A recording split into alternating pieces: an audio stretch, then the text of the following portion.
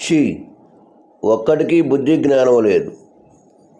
ఏం పరిపాలన ఇది? దేశాన్ని ఎటు తీసుకెళ్తున్నారో అర్థం కావటం లేదు.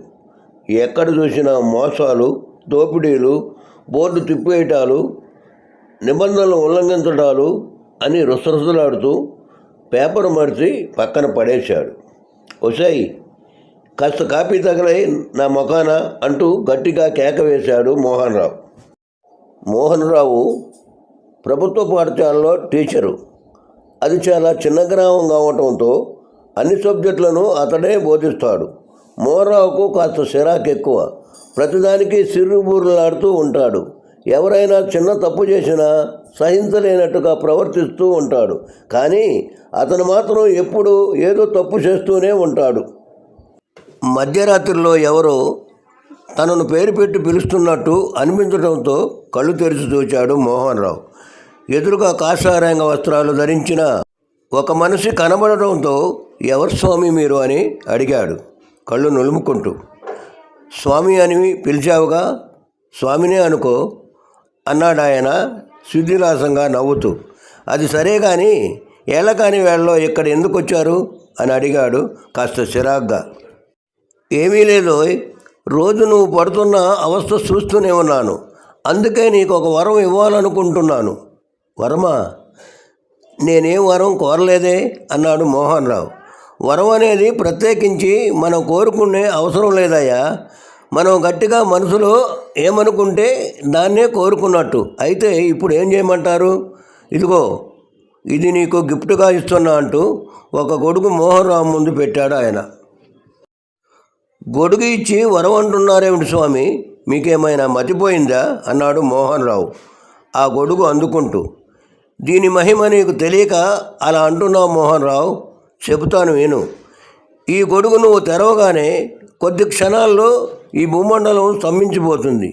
ఆ సమయంలో నువ్వు ఎవరినైతే బుద్ధి చెప్పాలనుకుంటున్నావో వాళ్ళకు బుద్ధి చెప్పి రావచ్చు. ఎవరికీ తెలియదు.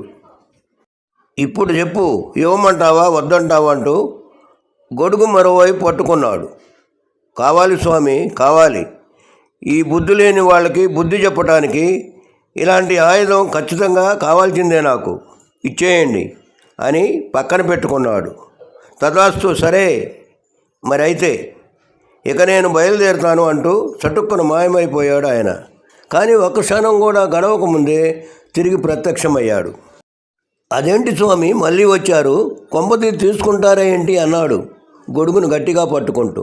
అబ్బే అదేం లేదు నాయన, నీకు ఒక చిన్న విషయం చెప్పటం మరిచాను, అందుకే మళ్ళీ వెనక్కి వచ్చా. ఈ గొడుగుతో పాటు ఈ దుడ్డుకర్ర కూడా ఇక్కడే ఉంటుంది నాయన. ఈ రెండిటికి అవినాభావ సంబంధం ఉంది అంటూ తలుపు మూల ఉన్న లావుపాటి దుడ్డుకర్రని చూపించాడు. అదెందుకు స్వామి అన్నాడు మోహన్ రావు. ముందు ముందు నీకే అర్థమవుతుందిగా, ఇక సెలవు మరి అంటూ మళ్ళీ చటుక్కున మాయమైపోయాడు. హఠాత్తుగా మెలకు వచ్చింది మోహన్ రావుకి. ఇదంతా కళ అనుకున్నాడు. కాస్త మంచినీళ్లు తాగి నిద్రపోదామని మంచం మీద నుంచి దిగాడు. నడుముకు ఏదో తగలటంతో చూశాడు. అక్కడ నిజంగానే గొడుగు ఉంది.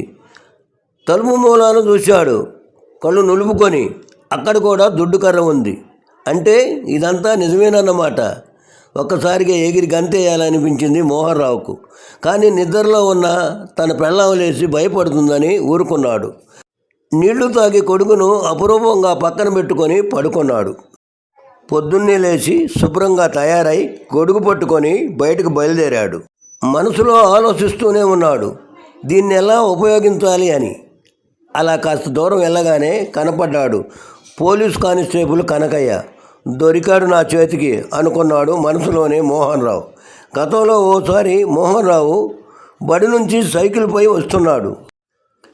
బడికి కాస్త దూరంలో ఉన్న చౌరస్తా దగ్గర కాపలా కాస్తున్న కనకయ్య తన సైకిల్ ఆపి లైట్ లేదు సైకిల్ అని చెప్పి రూపాయి పావల పైన రాశాడు. ఎదవది, సైకిల్ లైట్లు లేకపోతే ఏమైందంట? ఇప్పుడు ఆ రూపాయి పావల ఉంటే ముందు వెనక బ్రేక్ రబ్బర్లు వేయించుకునేవాడినేగా, కాళ్ళతో ఎందుకు ఆపుకునేవాడిని సైకిల్ని. ఇప్పుడు చెబుతా వీడి సంగతి అంటూ గొడుగు తీశాడు. అంతే, ఒక్క క్షణం చుట్టూ ఉన్న వాళ్ళు ఎక్కడెక్కడే ఆగిపోయారు. రోడ్డును పోయే జట్కా బళ్ళు, మోటారు కార్లు ఆగిపోయాయి. గాలి స్తంభించిపోయింది. చెట్లు కదలటం ఆగిపోయింది. చివరికి గాలిలో ఉన్న పక్షులు, నేలపై ఉన్న పశువులు కూడా అక్కడికక్కడే ఉండిపోయాయి.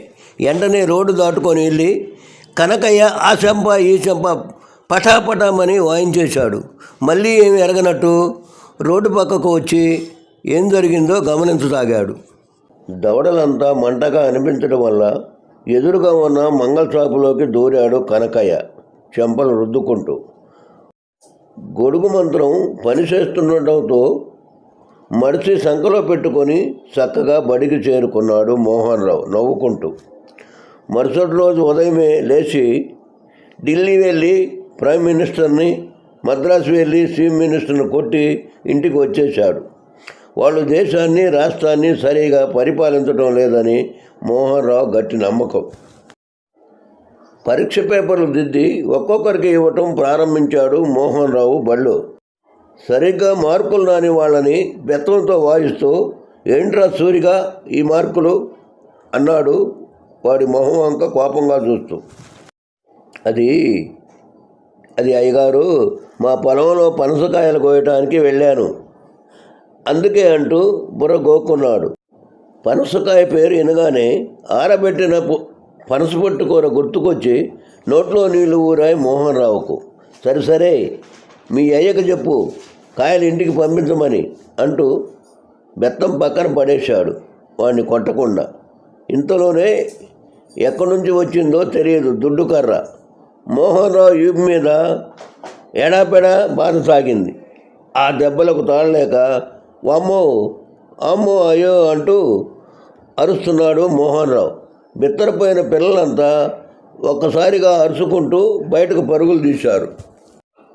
అప్పుడనే కాదు, అతను నలుగురు నడిచే దారిలో మూత్రానికి పంచపైకెత్తి పోసినప్పుడు, తన ఇంట్లో చెత్తను పక్కింటి వాడి గుమ్మం ముందు పోసినప్పుడు, పొలం ధరను తక్కువ చేసి రిజిస్టర్ చేసుకున్నప్పుడు, ఇలా ప్రతి చిన్న తప్పుకు మోహన్ రావు వైపు విమానం మూత మోగేది.